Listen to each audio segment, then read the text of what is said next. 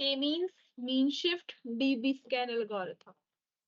देखो के मीन्स तो पूरा प्रॉपर नेक्स्ट क्लास में आपका पूरा इसका हैंड्स ऑन भी है और आपका इसका पूरा थ्योरेटिकल भी है, बट अभी के लिए मैं समझा देती हूँ के मीन्स में क्या होता है। सबसे पॉपुलर एल्गोरिथम है मशीन लर्निंग में। अगर क्लस्टरिंग के लिए आपको कोई भी पूछे कौन सा लगाना है तो बोल देना के मीन्स लगाना है, सबसे ज्यादा यही यूज किया जाता है। ठीक है, इसमें क्या होता है, हमारे पास डेटा होता है, वही सेंटर लेते हैं, उस डेटा के पहले फिर हम डिफाइन करेंगे हमें कितने क्लस्टर बनाने हैं, K1 K2 K3। अगर 3 क्लस्टर बनाने हैं तो बोलेंगे 3 मीन्स एल्गोरिथम, 5 बनाने हैं तो बोलेंगे 5 मीन्स एल्गोरिथम, 6 बनाने हैं तो 6 मीन्स। जितने भी क्लस्टर बनाने हैं उतने से ही K की वैल्यू रिप्लेस हो जाएगी। ठीक है, और सबकी जो वैल्यूज है सबका इक्वल वेरिएंस होना चाहिए। इक्वल वेरिएंस मतलब जो सेंटर पॉइंट है उससे सारे डेटा का जो डिफरेंस है उसकी स्टैंडर्ड डेविएशन का जो स्क्वायर है वो इक्वल आना चाहिए। ठीक है, मीन शिफ्ट में क्या होता है, जो आपका डेंसिटी बेस था उसी तरीके का होता है ये, कि हम ये देखते हैं कि जो डेंस एरिया है, जो आपस में सारे के सारे क्लोजेस हैं, इकट्ठे हैं, उन सबको एक क्लस्टर बना देना। ये भी सेंट्रॉइड बेस्ड पे काम करता है। और डेंसिटी बेस्ड तो आपने देखा ही, हमारे पास इट इज अगेन, ये तीनों आपस में बहुत को रिलेटेड है, के मीन्स मीन शिफ्ट और डीबी स्कैन। हम पहले वाले का इसमें क्या करेंगे, क्लस्टर लिया, 3 क्लस्टर के मीन्स, सबसे पहले के मीन्स को समझो। लेट्स से हमारे पास 300 के पॉइंट्स थे और हमने डिसाइड किया कि हम 3 क्लस्टर बनाएंगे, तो के कितना हो गया 3। अब उस 3 के हिसाब से ये क्या करेगा, सेंटर कैलकुलेट करेगा, कितने सेंटर बनने चाहिए। तो 3 थे तो 3 सेंटर बनने चाहिए पहले वाले पॉइंट में, 1 2 और 3। तो फर्स्ट वाले का जो सेंटर है उसके हिसाब से हम उसका वो देखेंगे कि कौन से हैं जो उस सर्कल की रेडियस में आ रहे हैं, क्लोजर है उसके। तो वो 100 पॉइंट, उसमें वो 100 पॉइंट, वो 100 भी हो सकते हैं, 80 भी हो सकते हैं, जरूर नहीं है हर एक में 100 आए। तो डिस्टेंस देखी जाएगी कि किसकी डिस्टेंस कम आ रही है, वो के मीन्स में चला जाएगा। मीन शिफ्ट में क्या होगा आपका, जो सारी की सारी क्लोजर पॉइंट है ना, सारे के सारे पास पास जुड़े जुड़े जुड़े हुए हैं, वो सारे के सारे एक पॉइंट, एक क्लस्टर बन जाएंगे। और उस क्लस्टर को बनने के बाद फिर हम उसका सेंटर निकालेंगे। और जब अगली एक क्लस्टर बन गया तो जो दूसरा वाला होगा पहले के हिसाब से उसको अपडेट किया जाएगा, कि पहले के 50 पॉइंट वहां चले गए हैं, दूसरे का जो क्लस्टर है अब वो उन 50 को निकालने के बाद बनेगा। तो जब एक बन गया तब इसमें दूसरा बनेगा। ठीक है, अगला है डीबी स्कैन। डीबी स्कैन में फिर या तो आर्बिट्री वाला बनेगा हमारे पास, या स्फेरिकल, यानी कि या तो गोल बनेंगे या जैसी शेप है हमारे पास वैसा बन जाए। कोई डाउट इन तीनों में?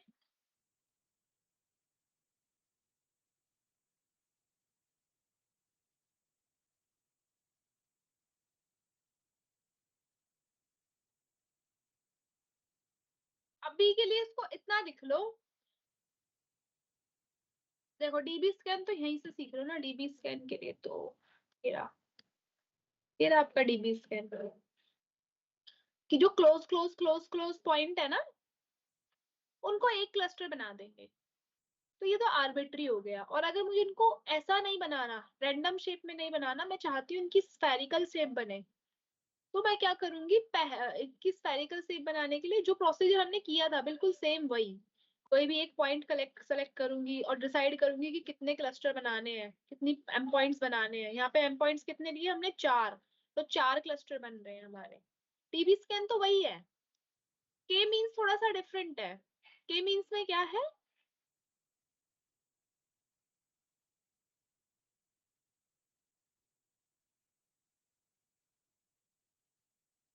सारे लिंक्स वर्किंग है, तुम्हारे लिंक क्यों नहीं वर्किंग हो रहे?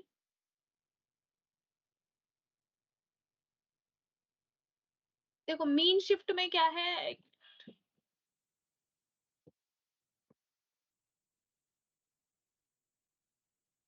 के मीन्स में डेटा होगा, नंबर डिसाइड करेंगे कि 4 बनाने हैं या 5 बनाने हैं, जितने भी क्लस्टर बनाने हैं, और उन सबका सेंटर निकाल निकाल के जो जितने उस सेंटर के क्लोज होंगे, मिनिमम डिस्टेंस में होंगे, उनको एक में डाल देंगे, वो हो गया के मीन। ठीक है, मीन शिफ्ट में क्या करेंगे, मीन हर बार चेंज होता चला जाएगा। अगर पहले कुछ डेटा पॉइंट थे मेरे पास, मान लो 500, 500 में से मैंने के डिसाइड किया कि 4 क्लस्टर 5 क्लस्टर बनाने हैं, तो 5 क्लस्टर बनाने के लिए 5 हो गया वहां पे मीन शिफ्ट वाले में। तो पहले के हिसाब से कुछ कुछ पॉइंट आए, मान लो पहले जो क्लस्टर बना उसमें 80 आए, अब वो जो 80 है वो हट गए। अब जो दूसरा बनेगा वो 420 के हिसाब से क्लस्टर बनेंगे आपके। तो मीन शिफ्ट, पहले वाले हट जाएंगे, मीन की वैल्यू शिफ्ट हो जाएगी। डेंस एरियाज जो है, जो क्लोज क्लोज होंगे वो ऐसे होंगे। अब 420 के हिसाब से 4 क्लस्टर बनेंगे, मान लो 420 के साथ जो दूसरा क्लस्टर बना उसमें 100 पॉइंट गए, तो अब कितने बच गए, 320। अब फिर से मीन बदल गई। उनका जो मीन निकालने का तरीका है ना, के मीन जो इसको बोल रहे हैं, इसीलिए बोल रहे हैं, इसमें मीन निकालते हैं हम। इसका पूरा न्यूमेरिकल है अगली क्लास में, अभी सिर्फ थोड़ा सा इंट्रो बताने के लिए कि हर बार मीन चेंज हो जाएगी डेटा की, जिस मीन के हिसाब से हम सेंटर बना रहे हैं।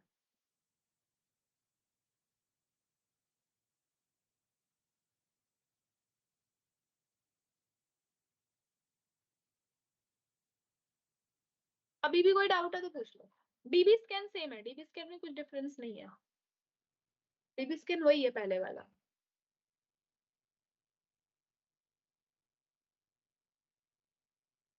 पहले यहाँ का पूछो, इसका देखते हैं। ये जो एक्सेल शीट्स के डाउट डाल रहे हो ना, ये पायल है और जो भी बच्चे हो, पहले इस क्लास का अभी का टॉपिक देख लो, फिर तुम्हें ये नहीं समझ में आएगा। मीन शिफ्ट दोबारा समझो, 500 पॉइंट थे मेरे पास, 500 पॉइंट्स में से मुझे क्लस्टर बनाने थे। तो मैंने सोचा कि मैं 5 क्लस्टर बनाती हूँ। 5 क्लस्टर बनाने के लिए मैंने क्या किया, जो पहला क्लस्टर मेरा बना, मान लो उसका डिस्टेंस आया 5 मीटर की रेंज का, 5 सेंटीमीटर का, तो उस सर्कल में 5 सेंटीमीटर की रेडियस के सर्कल में लेट सपोज 80 पॉइंट गए, तो कितने बच गए, 420। 420 बच गए। अब अगली बार जो सेंटर बनेगा, जो क्लस्टर बनेगा, वो 500 पे नहीं बनेगा, वो 420 से बनेगा। मीन शिफ्ट हो गई। आया समझ में। फिर जब 4 बन जाएंगे तो चार दूसरे वाले में मान लो 50 पॉइंट 100 पॉइंट गए, तो 320 बचे। तो अगला जो मीन बनेगी, जो सेंटर के डेटा पॉइंट्स बनेंगे, वो 320 बचेंगे, ऐसे बनेगी। इसका मीन निकालना पड़ेगा, वो पूरा न्यूमेरिकल है, हम अगली क्लास में देखेंगे, यहाँ सिर्फ इंट्रोड्यूस किया है हल्का सा। डाउट है अभी भी।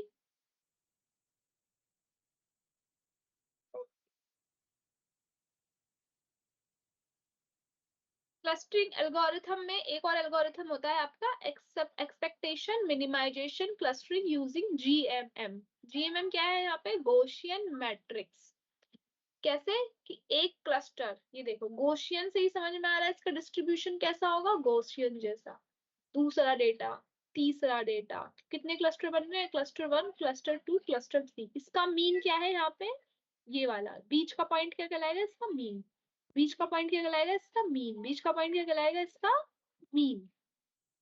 तो जिस केस में हमारा के मीन्स नहीं चलता, जब के मीन वाला जो एल्गोरिथम है वो फेल हो जाता है, उस केस में हम ये लगा देते हैं जीएमएम, ये वहां पे अच्छा काम करता है। ठीक है।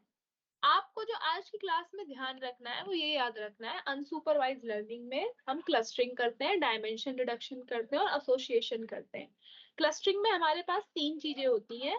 क्लस्टरिंग में हम कैसे कैसे कर सकते हैं, पार्टीशन बेस्ड कर सकते हैं, डीबी डेंसिटी बेस्ड कर सकते हैं, और डेटा बेस्ड डिस्ट्रीब्यूशन बेस्ड कर सकते हैं, फुजी कर सकते हैं। और एक और कौन सी पढ़ी थी आपने, पार्टीशन, फुजी और एक हायरार्किकल कर सकते हैं। ये है आपकी क्लास का सामर्थ्य जो अब सार निकल के आ रहा है। और ये जो क्लस्टरिंग है फिर पार्टीशन बेस्ड, इसमें जो हम पढ़ेंगे वो के मीन्स पढ़ेंगे। तो के मीन्स को एक्सप्लेन करने के लिए इस वाली स्लाइड में आपको बताया गया है कि के मीन्स में कैसे काम होगा। उसमें मीन भी शिफ्ट होगी, और डीबी स्कैन आपको ऑलरेडी बता दिया गया है।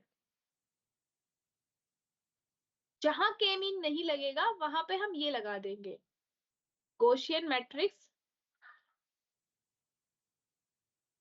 क्यों? क्योंकि जिस वहां पे के मीन फेल हो जाएगा, तो हम डिस्ट्रीब्यूशन मेथड को यूज करते हुए जीएमएम लगा देंगे, वहां पे इससे क्लस्टर बना लेंगे उसकी मीन के अकॉर्डिंग, जो डेटा किस तरीके से डिवाइड है। डाउट है?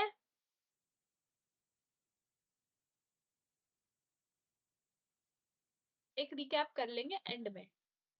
क्या वैसे भी वो नहीं है हमारे पास हैंड्स ऑन। क्लियर है यहाँ तक? यहाँ नहीं, कहीं कहीं कहीं के मीन्स नहीं चलता ना, हर जगह हर एक कोई बेस्ट नहीं है, तो जहां वो के मीन्स नहीं चलेगा उस जगह पे आप जी मीन लगा लेंगे।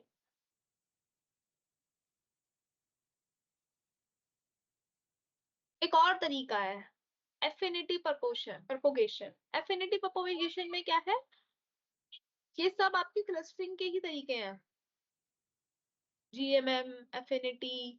इसमें क्या होता है, ये क्लस्टरिंग एल्गोरिथम बाकियों से अलग होता है, क्योंकि इसको हमें बताने के लिए क्लस्टर के नंबर पहले डिफाइन नहीं करने पड़ते।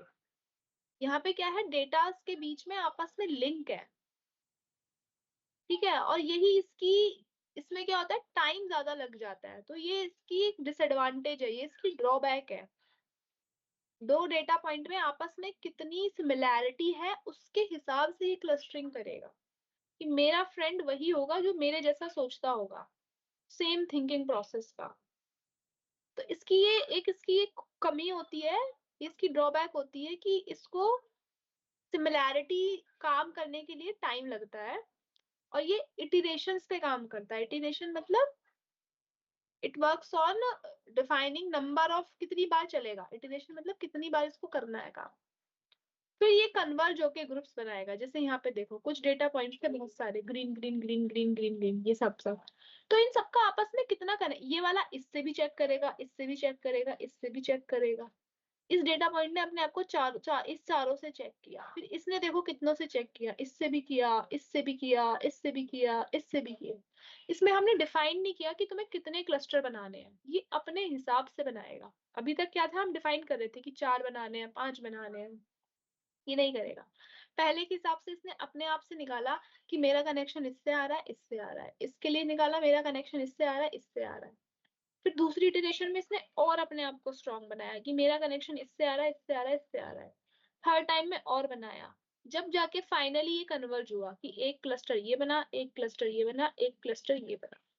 जो वाईफाई की आपकी होती है ना पोजीशनिंग, कॉलेजेस में, कैंपस में जो ओपन वाईफाई होते हैं उसमें ऐसे ही चलता है, जो बेस्ट कनेक्शन होगा ना, आपकी सबसे ज्यादा रेंज उसकी आ रही होती है, जो आपकी मोबाइल की रेंज में सबसे बेस्ट आ रहा होगा डिस्टेंस के हिसाब से, आपका मोबाइल उसी से कनेक्ट। अगर 5 वाईफाई खुले हैं, एक की आ रही है पावर थोड़ी कम, वन, उसमें वो आता है ना ऐसे, टावर की कितने आ रहे हैं उसमें, अगर एक आ रहा है तो वो नहीं कनेक्ट होगा वहां पे, वो चलेगा भी नहीं। जिसका ज्यादा होगा, सबसे स्ट्रांग होगा, वहां पे कन्वर्जेंस पे काम करता है। और इस रिलेशन को बनाने में इसको बहुत टाइम लग जाता है, ये इसकी एक ड्रॉबैक है। लूप मतलब कोई चीज रिपीट होती रहे। के मीन या जीएमएम बेस्ट है, जहां के मीन नहीं लगे, कोई भी एक ऐसे बेस्ट नहीं होता। यस, ये टाइम टेकिंग है। ये क्लियर है? अफिनिटी प्रोपोगेशन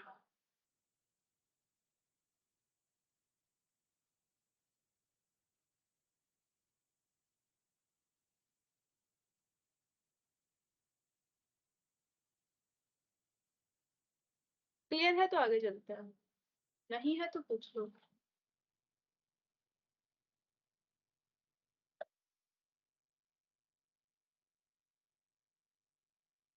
ONT2T इसका फॉर्मूला है कॉम्प्लेक्सिटी कैलकुलेट करने के लिए। मान्यता, आई हैव टोल्ड यू कि अभी ना क्लास देख लो, ये वाला डाउट हम देख लेंगे। पहले क्लास देख लो, इसको लास्ट के 10 मिनट में होल्ड पे डाल देंगे कि तुम्हारा किसका क्या नहीं हो रहा, उससे ना डिस्कस कर लेंगे, पहले क्लास कर लो।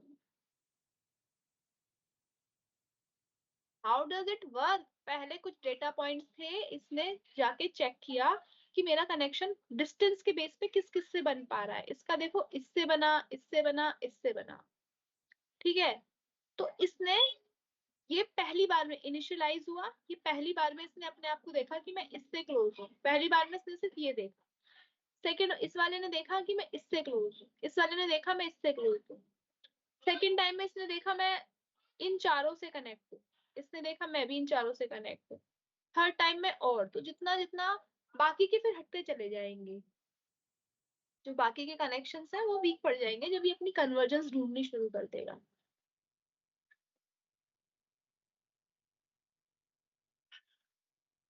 आया समझ में नहीं आया?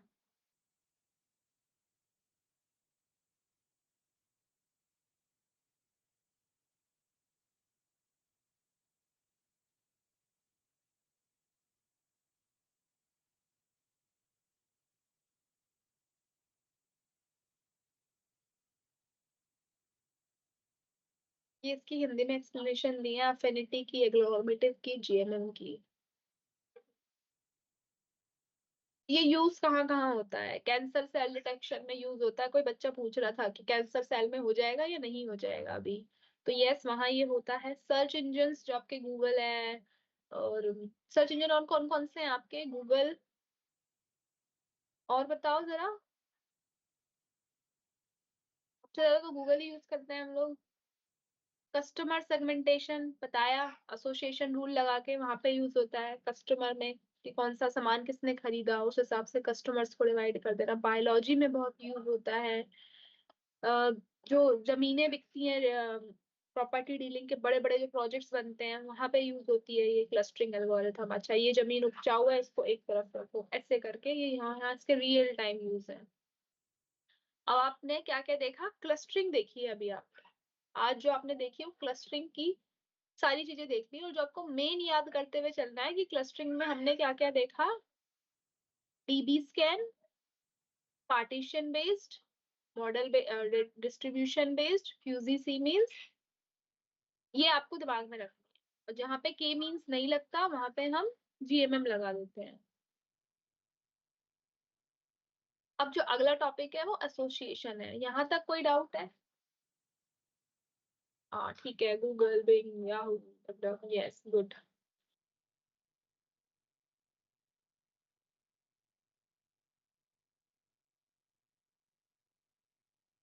अब जो थर्ड देखने, सेकंड देखने जा रहे हो, यहां से रिलेट करना स्लाइड, थोड़ा पीछे जाके, यही पढ़े थे ना? सुपरवाइज के तरीके, क्लस्टरिंग, एसोसिएशन और डायमेंशन रिडक्शन। तो क्लस्टरिंग पढ़ ली, अब क्या पढ़ने जा रहे हो? Association rule. ठीक है। एसोसिएशन रूल का मतलब क्या है? ये एक अनसुपरवाइज टेक्निक का तरीका है। यहाँ पे हम ये देखते हैं कि बड़े से डेटा सेट में जो छोटे छोटे वेरिएबल्स हैं, जो छोटे छोटे डेटा आइटम है, वो आपस में एक दूसरे से कितने लिंक है। एसोसिएशन, एसोसिएशन से नाम से ही पता चल रहा है उनका एक दूसरे से क्या लेना देना है, उनका एक दूसरे से क्या मतलब है। ये डिपेंड करता है कि रिलेशंस क्या है, इंटरेस्ट क्या है आपस में वेरिएबल्स का। जैसे कि जो बटर खरीदने जाएगा दुकान पे, वो ब्रेड तो खरीदेगा ही खरीदेगा, तो ब्रेड और बटर का आपस में बड़ा स्ट्रॉन्ग रिलेशनशिप है। ठीक है। इसका यूज कहाँ कहाँ किया जाता है? मार्केट बेस्ड डेटा में किया जाता है। वेब, जो वेबसाइट्स होती हैं, और वेबसाइट्स पे किस तरह का यूजर जो है डेटा सर्च कर रहा है डेली बेसिस पे, उसी तरह का कंटेंट ज्यादा अपलोड किया जाए, या उसको उसी तरह का कंटेंट ज्यादा रिकमेंड किया जाए। ये तो सभी ने देखा है ना। आप कुछ भी सर्च करते हो अपने फिर गूगल पे, तो वो आपके उसके तरीके के एड्स आपकी सभी आईडीज पे आने लगते हैं, इंस्टाग्राम पे, जीमेल पे भी, इवन जीमेल में भी आने लगते हैं, आपके फेसबुक पे भी, सब जगह आने लगते हैं। ओके। इसका काम क्या है? पैटर्न्स को डिस्कवर करना, बड़े डेटा सेट में जो छोटे छोटे डेटा आइटम है उनका आपस में क्या इंटरेस्ट है, क्या रिलेशनशिप है।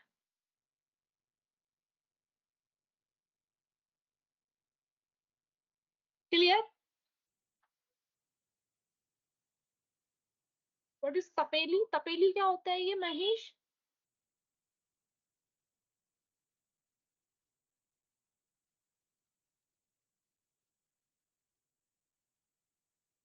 Association rule clear?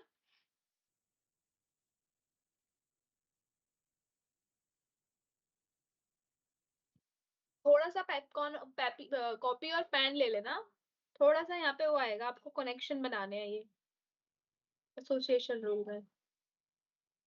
पतीला, अच्छा पतीला। ठीक है। तो इसमें हम तीन पढ़ेंगे, एसोसिएशन रूल में तीन तरीके पढ़ेंगे, अप्रायर एल्गोरिथम, एफपी ग्रोथ एल्गोरिथम और इक्लेट। इसमें अप्रायर और इक्लेट आपका इम्पोर्टेंट है, इसको थोड़ा सा हम शॉर्ट में देखेंगे, इन दोनों को पूरा डिटेल्स में समझेंगे। ठीक है, अप्रायर और इक्लेट। तो सबसे पहला है एसोसिएशन निकालने का जो तरीका है, वो तीन तरीके हैं, अप्रायर, एफपी, इक्लेट। इक्लेट सबसे पहला हम अप्रायर पढ़ेंगे। देखो इसमें क्या होता है, ये हमें डेटा सेट के बीच में क्या रिलेशन है वो समझने में हेल्प करता है। ठीक है, इसमें क्या होता है, एक बड़ा सा डेटा सेट होगा, उस डेटा सेट में बहुत सारे आइटम्स होंगे और उन आइटम्स में से उस हर एक आइटम का एक नंबर होता है। जब आप मॉल में सामान खरीदने जाते हो, आप देखते हो जब वो बिल बनाता है तो वो आईडी क्यूआर कोड वो स्कैन कर रहा होता है, उस पे को बार बार बने होते हैं ना, बार कोड जो लगा होता है, उसके हिसाब से डेटा आ रहा होता है, तो उसकी आईडी में स्टोर होता है कि इसका क्या प्राइस है, इस पे क्या डिस्काउंट चल रहा है अभी। ठीक है, तो उसको बोलते हैं बार कोड में, जो बार कोड से उसकी आईडी होगी, उस आईडी के हिसाब से उसका एमआरपी होगा, उस पे कितना सेलिंग प्राइस है, कितना रिटेलिंग प्राइस है, कितना डिस्काउंट अभी डिस्काउंट में है या नहीं है, स्टॉक में, सारी इंफॉर्मेशन आ रही होती है। उसके बाद आपका बिल में वो लग रहा होता है। फिर जो वो सारा बिल बना देता है, उसके एंड में जाके जो काम कर रहा होता है वो ये कर रहा होता है कि आपका ये चेक करना आपके अकाउंट में कुछ रिडीम पड़े हैं या नहीं, कुछ पहले से पॉइंट्स पड़े हैं या नहीं। तो अप्रायल एल्गोरिथम कैसे काम करता है, bread first search and hash, मतलब ट्री, इसमें एक ट्री बन के मिलता है हमें, जो कि इफिशिएंटली हमें ये बता देता है एंड में जाके कि इन इन जो भी आइटम्स हैं आपके डेटा सेट में, जो भी आइटम है आपके मार्केट डेटा सेट में, उसका आपस में क्या एसोसिएशन है, क्या लिंक है। इसका मोस्टली यूज मार्केट में किया जाता है। मार्केट जो बड़ी बड़ी कंपनियां होती है ना, बहुत बड़ी बड़ी, जो मार्केट पर्पज से काम कर रही है, बड़े बड़े super market, D Mart, Reliance, Jio Mart, Zudio, ये सब इस तरीके से काम करते हैं कि प्रोडक्शन ही नहीं बन रहा मैडम उसका, तो आप कोई चीज लेने जाए और आपसे बोले वो है, वो वाली चीज है, वो बोलता है नहीं वो मार्केट में बिकना कम हो गया तो हमने बनाना ही छोड़ दिया। ये वहां पे यूज होता है एसोसिएशन रूल। तो सबसे पहला है अप्रायर एल्गोरिथम। अप्रायर मतलब पहले ही स्टडी कर लेंगे हम उस चीज को, वेरिएबल में क्या रिलेशन है उसको चेक करने के लिए। ये क्लियर है तो फिर मैं ये एक्सप्लेन करना शुरू करूंगी, इसका पर्पस क्लियर है तो। ये यूज होगा मोस्टली मार्केट में, यूज होगा मैक्सिमम। तरीका कौन सा है, एसोसिएशन रूल का तरीका है, नाम क्या है, अप्रायर एल्गोरिथम। वेरिएबल के बीच में आपस में क्या रिलेशन है उसके लिए यूज करना है। चले फिर क्वेश्चन एक्सप्लेन करने पे।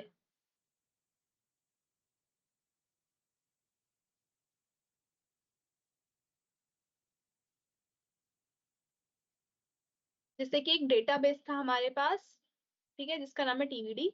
इसमें हमारे पास कुछ आइटम्स है, देखो ए सी डी, क्या क्या है, ए बी सी डी ई, पांच आइटम है। ठीक है, पांच आइटम होने के बाद ये हमने इसकी आईडी दे रखी है, टी आईडी सेट जो है इसकी, इसका 10 है, इसका 20 है, इसका 30 है और इसका 40 है। कि जब ए सी डी इकट्ठे बिकते हैं तो इसका जो आईडी बन के आता है वो 10 है।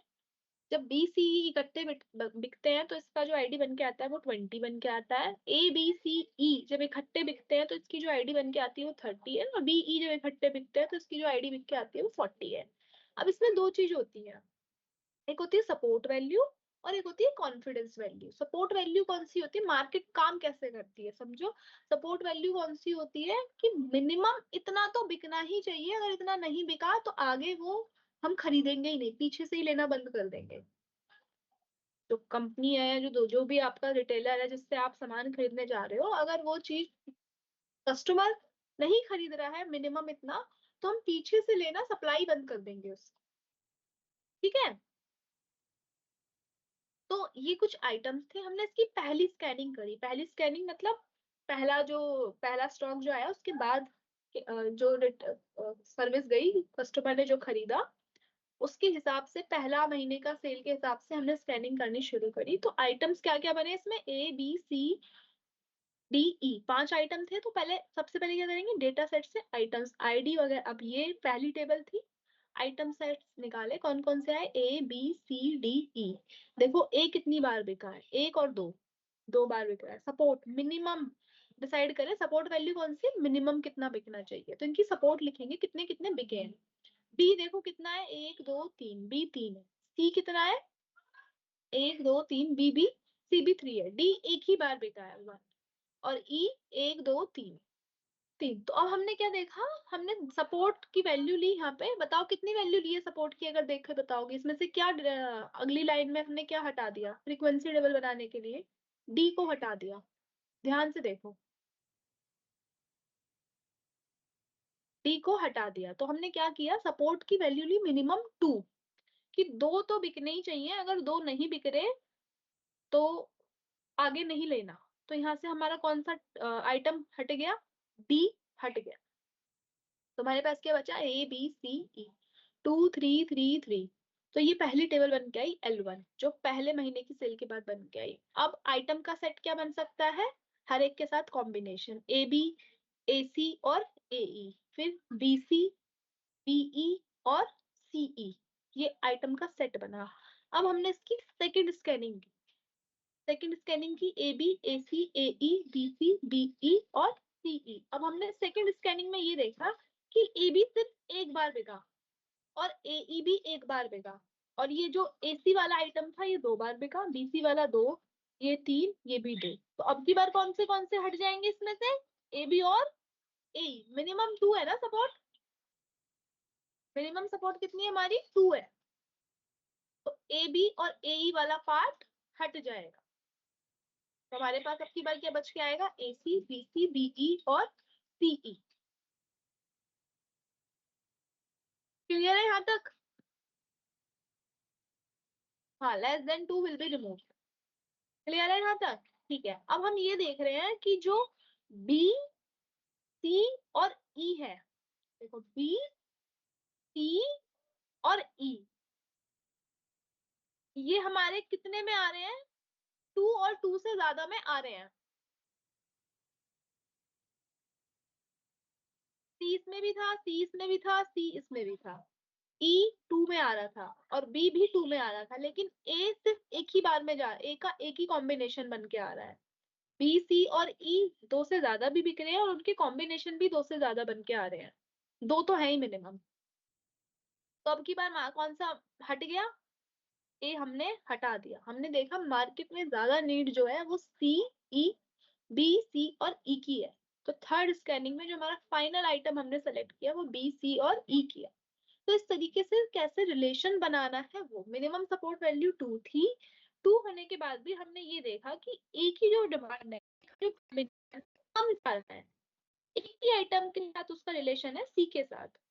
सी तो हमारा बी में भी बिक रहा है और ई में भी बिक रहा है, बिक रहा है ना। सी तो हमारा बी के साथ भी बिक रहा है और ई के साथ भी बिक रहा है। तो जब ए की डिमांड कम है तो ए को हटा दो। ए क्योंकि सिर्फ सी के साथ बिक रहा है और हमारे का इंटरेस्ट है ज्यादा सेलिंग में, ज्यादा बेचने में। तो जब सी ज्यादा बिकने के लिए बी और ई है चॉइस, तो हमने ए को हटा दिया। तो हमारे पास क्या बन के आया, बी सी और ई का रिलेशन, कि ये मिनिमम 2 होने ही चाहिए। ये क्लियर है अपराध एल्गोरिथम। हाँ, ए हटा दिया क्योंकि ए एक ही बार जा रहा था सी के साथ, और सी को बेचने के लिए 2 ऑप्शन और है, बी और ई भी। तो सी को तो ले लिया लेकिन ए को हटा दिया, मार्केट वैल्यू इसकी कम है। और मिनिमम सपोर्ट वैल्यू कितनी लेके चले थे हम इसमें, 2, 2 हमें चाहिए ही चाहिए।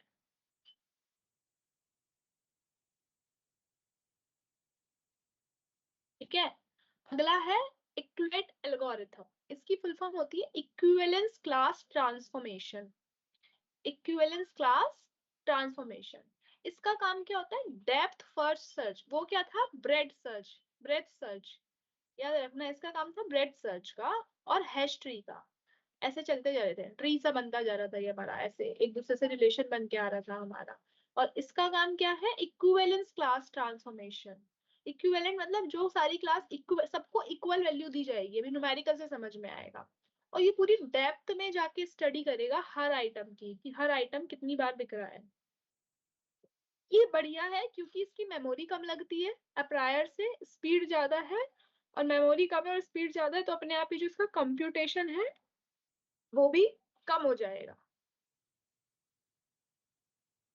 इक्लैट की फुल फॉर्म क्या है? Equivalence class transformation. क्यों?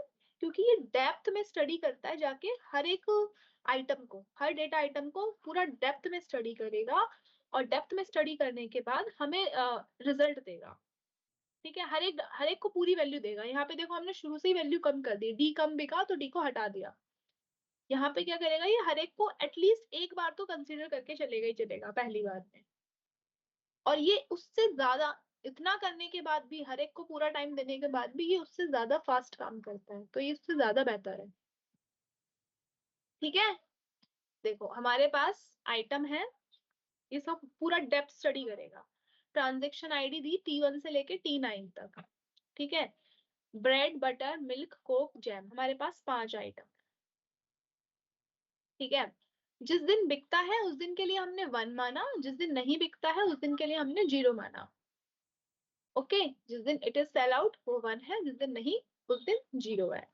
के के हम यहाँ पे लेके चल रहे हैं पहला सेट, कि हमारा पहला सेट में क्या आइटम होने वाला है। ओके, तो पहला आइटम क्या है? ब्रेड। आइटम निकालो इसमें से क्या क्या है? Bread butter milk Coke jam, bread butter milk Coke jam, 5 item है। और इसका टाइट सेट बनाएंगे। टाइट सेट मतलब किस हिसाब से इसकी जो ट्रांजेक्शन है वो जारी है, कितने दिन बिकता है ये। मिनिमम सपोर्ट हमको 2 लेनी है, यहाँ पे भी सपोर्ट वही है कि मिनिमम कम से कम इतना तो बिकना ही चाहिए। तो देखो ब्रेड किस किस दिन बिका है, T1 पे, और फिर T4 पे, फिर T5 पे, T7 पे, T8 पे और T9 पे। तो ब्रेड का टाइट सेट ये बता। सेम बटर के लिए, मिल्क के लिए, कोक के लिए, जैम के लिए बन रहा है तुम लोगों का भी यही।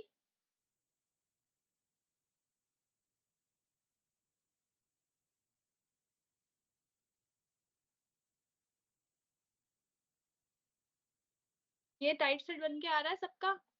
बटर के लिए भी देखो, T1 आएगा, T2 आएगा, T3, T4, T6, T8 और T9।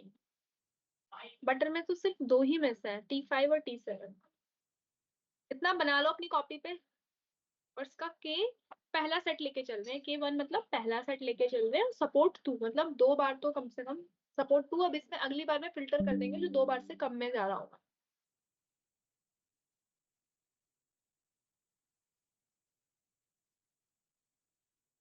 अब हमने के लिया 2, सिर्फ हमने एक आइटम लिया था ना, अब हम 2 लेके चल रहे हैं के को। 2 चॉइस, ब्रेड और बटर कितने दिन बिक रहे हैं साथ में। तो देखो ब्रेड और बटर कितने दिन साथ में बिक रहे हैं, इस वाली टेबल को फिर से कॉपी करके ना यहाँ पे लगा देते हैं, फिर देख लेना आसानी हो। इसको बनाओ पहले, इसमें से देख के बनाओ। ब्रेड और बटर दोनों एक साथ, के को 2 लेने का मतलब है 2 आइटम एक साथ इकट्ठे सेलेक्ट करे हैं। ब्रेड और बटर इकट्ठे किस किस दिन बिकते हैं? ब्रेड और बटर पे जाओ, T1, फिर T4, फिर T8 और T9। सेकंड बन रहा है ब्रेड और मिल्क का, तो ब्रेड और बटर, ब्रेड और मिल्क, ब्रेड और कोक, ब्रेड और जैम, ऐसे बनेगा। फिर अगला बटर और मिल्क, बटर और कोक, बटर और जैम। फिर अगला बनेगा मिल्क और कोक, मिल्क और जैम।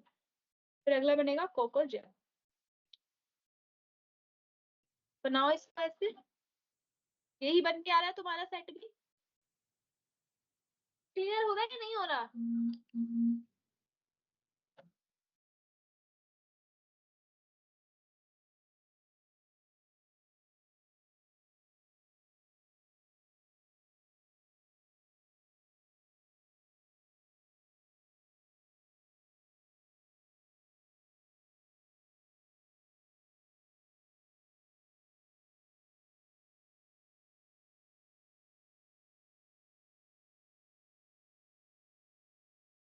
जो नहीं हो रहा उसको हटाएंगे, उसको हटा देंगे ना। कोक और जैम कभी भी एक दिन सेल आउट नहीं हो रहे, नहीं हो रहे तो वो बनेगा ही नहीं, उसका सेट ही नहीं आएगा।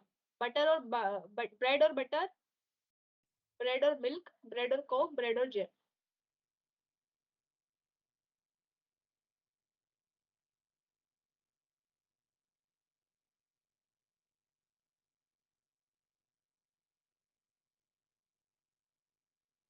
इसका रियल टाइम में ये यूज है कि मार्केट उस हिसाब से आपको चीजें प्रोड्यूस करेगी और दुकानदार उसी हिसाब से खरीदेगा पीछे कंपनी से, जिस हिसाब की चॉइसेस कस्टमर ज्यादा ले रहा होगा कि कौन से आइटम की डिमांड ज्यादा है।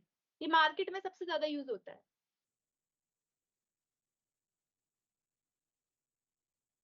जो नहीं है उसको आप कंसीडर ही नहीं करोगे ना। ये वाला सेट बन गया, अब इसका 3 वाला सेट बनाओ। ब्रेड बटर मिल्क, फिर ब्रेड बटर और जैम। दो ही सेट बन रहे हैं ऐसे, जब ये तीनों 1 1 होते हैं, ब्रेड बटर और मिल्क किसी एक दिन बिकते हैं, यस, T8 पे और T9 पे। ब्रेड बटर और जैम किस दिन एक दिन बिकते हैं, bread butter jam, yes, T1 पे। फिर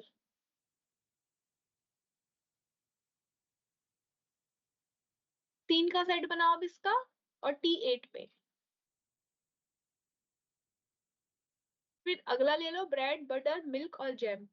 ऐसा एक ही कॉम्बिनेशन बन के आ रहा है जब ये 8 पे बिकते हैं।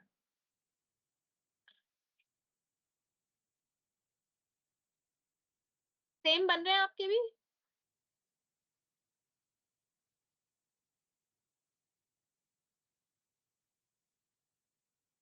K4 तक बन गया सबका।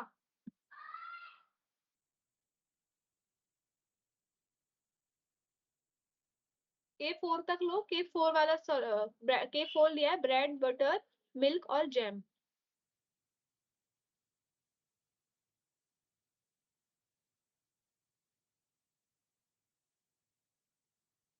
फिर हमने K पे स्टॉप कर दिया, K इज इक्वल्स टू 4 पे स्टॉप कर दिया। क्यों स्टॉप कर दिया हमें, क्योंकि अब और और कॉम्बिनेशन नहीं बन सकते, अब और कॉम्बिनेशन नहीं बचे इससे ज्यादा बनाने के लिए।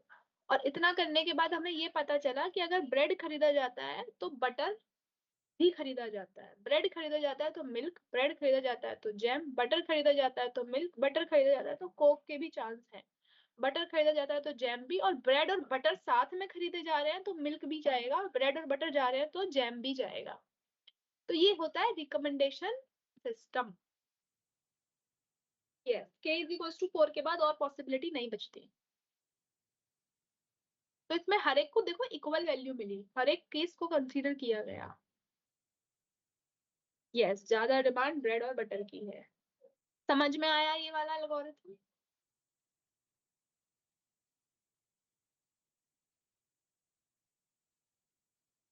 ये मार्केट में चलता है, सुपर मार्केट्स में बहुत चलता है, डी मार्ट, जियो, रिलायंस।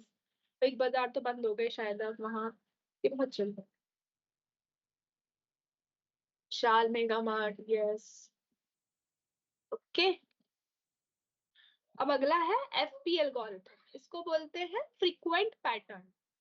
और ये अप्रायर का भी और एडवांस वर्जन है, इसको थोड़ा सा शॉर्ट में देखना और थोड़ा सा समझने की कोशिश करना। इसका हर एक का डिफरेंट डिफरेंट मेथड है सबका। ठीक है। इसमें हमारा काम ये है कि कौन सबसे ज्यादा रिपीट हो रहा है उसको सेलेक्ट करते हुए चलना। ठीक है, देखो, हमारे पास ट्रांजेक्शन आईडी थी T1 T2 T3 T4 T5, 5 IDs थी। और T1 इन सबकी कॉमन आईडी है। यहाँ पे देखो सबकी आईडीज डिफरेंट थी। T1 T2 सबकी आईडीज डिफरेंट थी ना इक्लेट में। और अप्लायर में भी सबकी आईडीज डिफरेंट थी। यहाँ पे क्या है, आईडीज कॉमन हो जाती है FP में। इसकी फुल फॉर्म है frequent pattern FP growth algorithm. ये इम्प्रोवाइज्ड वर्जन है अप्रायर का, तो अप्रायर से अच्छे हमारे पास दो है। मेरे को सबसे अच्छा इक्लैट लगता है। और ये डेटा सेट को एक ट्री की फॉर्म में बना के देता है, अभी देखोगे अगली स्लाइड में ये ट्री बना के दे देता है हमें ऐसा। कैसे बना के देता है वो हम देखेंगे। और पर्पस क्या है इसका, कि सबसे ज्यादा जो पैटर्न रिपीट हो रहा है हमें तो वही चाहिए ना, जो सबसे ज्यादा बिक रहा है वही चीज हम खरीदेंगे क्योंकि मार्केट में वही जा रही है। तो इसमें आईडीज कॉमन हो सकती है। तो आईडीज क्या क्या बनी इसमें, E is equals to T1 की, T1 में क्या क्या था, EKMNOY। T2 में क्या था, DEKNOY। T3 में क्या था, AEKM। T4 में क्या था, CKMUY। T5 में क्या था, CI। ये कुछ कुछ पैटर्न्स थे। ठीक है, अब हमने इसमें से कैलकुलेट करके निकाला कि के कितनी बार गया। देखो, 1 2 3 4 5, के 5। इसको डिसेंडिंग ऑर्डर में लगा लोगे। सॉरी हाँ डिसेंडिंग, सबसे बड़ा उससे छोटा उससे छोटा। फिर ई देखो कितनी बार गया, 1 2 3 4। बना लोगे ऐसा, बनाओ। ये वाला इससे ये वाला टेबल, इस टेबल से ये बनाओ। फिर एम से 3, एम कितनी बार गया, एक, इसमें नहीं है, 1 2 3 इसमें है। फिर O4, 1 2 3 4। T5 वाले दिन ये 2 बार बिकता है। ओ, तो 4।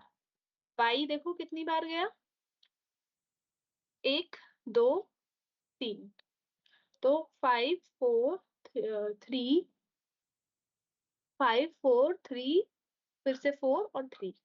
मिनिमम यहाँ पे कितना लिया हमने, किसको इग्नोर कर दिया, ए को इग्नोर कर दिया। क्यों इग्नोर कर दिया ए को हमने, क्योंकि ए हमारा पूरे बार में एक ही बार आ रहा है, तो ए को हमने लिया ही नहीं, कंसिडर बहुत शॉर्ट नंबर है। मिनिमम सपोर्ट अगर 2 लेके चल रहे हैं यहाँ पे, तो ए को हमने इग्नोर कर दिया। और किसमें, यू को भी इग्नोर कर दिया देखो। और किसको इग्नोर कर दिया इसमें आपने, मिनिमम अगर वैल्यू 2 से कम है तो हमने इग्नोर कर दी। आई को भी इग्नोर कर दिया। ये बना सबका, एल का सेट बना। सी को भी कर दिया, यस। जो 2 से कम है उनको सबको कर दिया।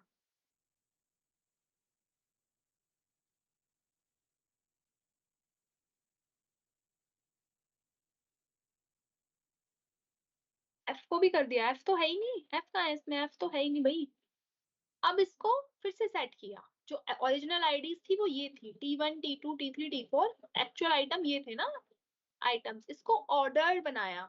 ऑर्डर कैसे बनाएंगे, इसमें जो ज्यादा है इसको वैसे सेट करो, जो इग्नोर कर दिया वो हटा दो, और डिसेंडिंग ऑर्डर में लगाओ।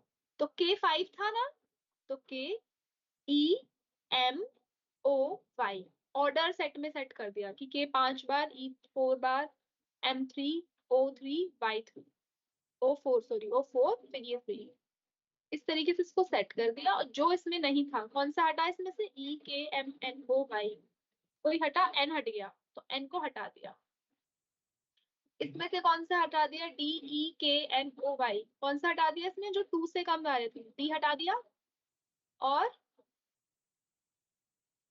के तो है, ई भी है, और एन हटा दिया।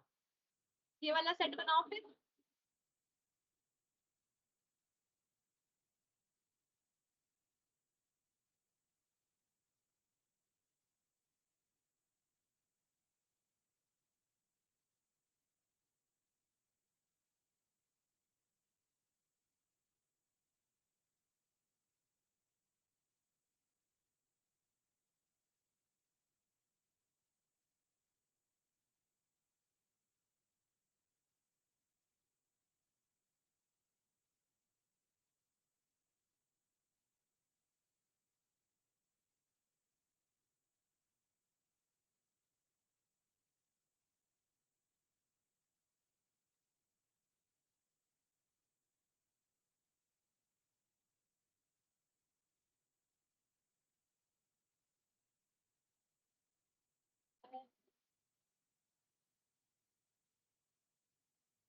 CKMUY, ए हटा दो, ए कुछ भी मिस प्रिंटिंग हो सकती है आपकी।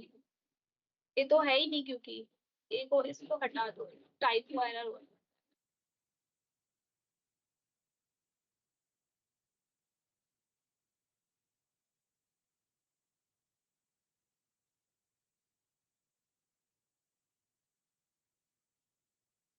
अब इसके हिसाब से ये ट्री बन जाएगा। पहले ये जो आपका सेट बन के आया है ना, KEMOY, इस सबको 1 1 1 1 1 दे दिया। ठीक है, और नल, ऐसे ट्री ऐसे बनाते हैं, नल यहाँ पे नल लिखते हैं, और सबको 1 1 1 1 दे दिया, क्योंकि पहले बार में सबका पहला काउंट है ये, T1 मतलब पहला। मैं बोल रही हूँ, नॉइस आ रहा है क्या, some function is going around, is there noise, मेरी आवाज क्लियर है, आप लोग सुन पा रहे हो मुझे।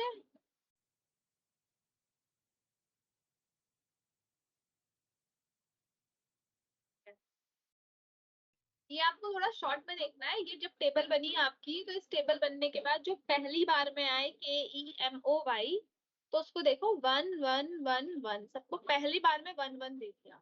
अब अगली बार में देखो क्या आया, KEOY। तो KE ये 2 2 हो गए क्योंकि ये अगली बार में आए 2 2। और फिर क्या आ रहा है, ओ। ओ कहाँ पे आ रहा है आपका, सेकेंड टाइम में आ रहा है, ई के बाद ओ आ रहा है, तो यहाँ पे O1 ऐसे बनाएंगे।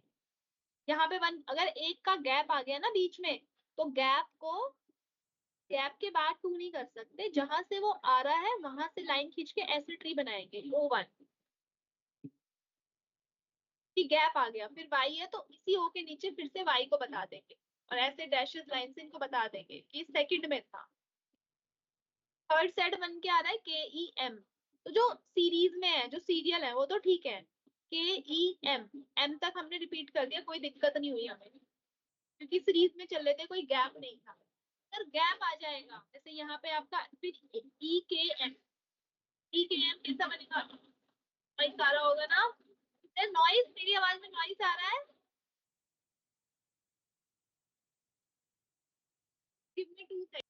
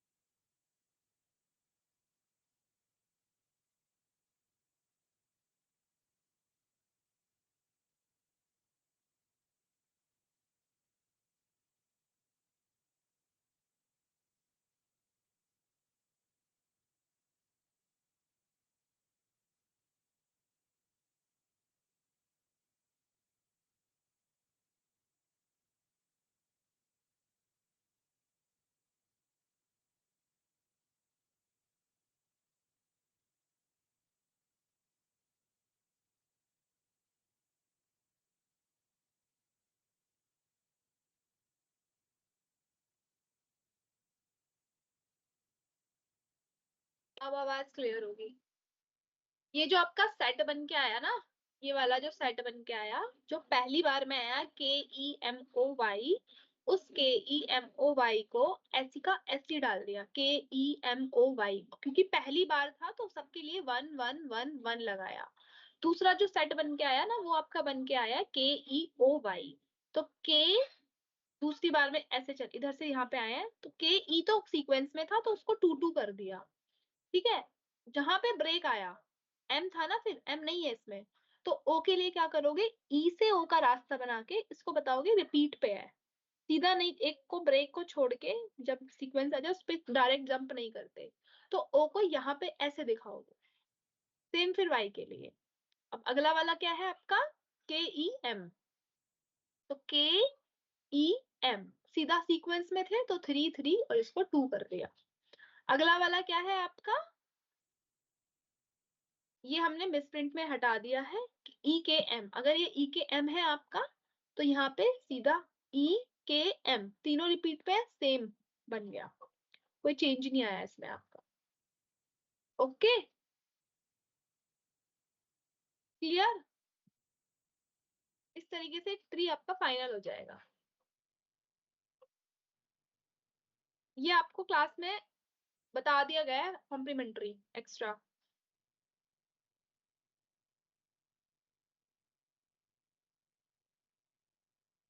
इसकी हिंदी है, इनका हिंदी में भी सेम ही नाम है, अप्रायर, एक्लेट और एक्लपी, जो भी एक्सप्लेन किया है। एप्लीकेशन का है, मार्केट में सबसे ज्यादा यूज होता है मेडिकल में। मेडिकल में बहुत यूज होता है, जो डोसेस दी जाती है ना पेशेंट्स को, कि 3 दिन तक ये दवाई चलानी है। और कभी कभी वो कहते हैं कि एक दवाई 2 टाइम चलानी है, फिर 4 दिन तक तो इसको 2 बार खाना, और 5वें दिन से इसको दिन में 1 बार कर देना, ऐसा बोलते हैं ना। तो ये वहां पे यूज होते हैं, जो भी आपने एल्गोरिथम सीखे, दवाई की डोसेज कितने टाइम और कितने दिन लेनी है, उस जगह ये यूज होते हैं। प्रोटीन, उस जगह ये यूज होते हैं।